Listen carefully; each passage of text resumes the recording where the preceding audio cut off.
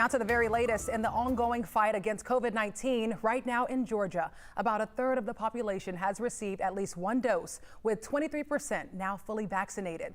And new this morning, a top European Union official says Americans who have been vaccinated against COVID-19 should be able to travel to Europe this summer. It is one of three things that we're following for you this morning.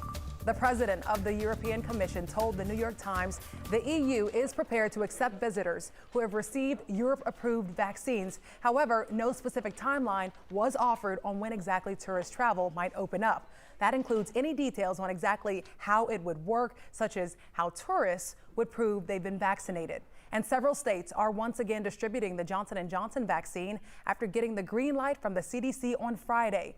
Florida, Indiana, and California all reintroducing the vaccine to their distribution sites.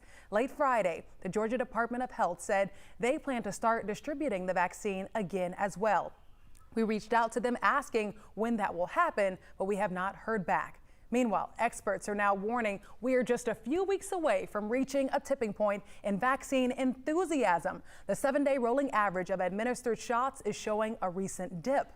Parts of the country are already seeing fewer people sign up for shots, and some states like Arkansas are even starting to turn down government shipments due to lack of demand.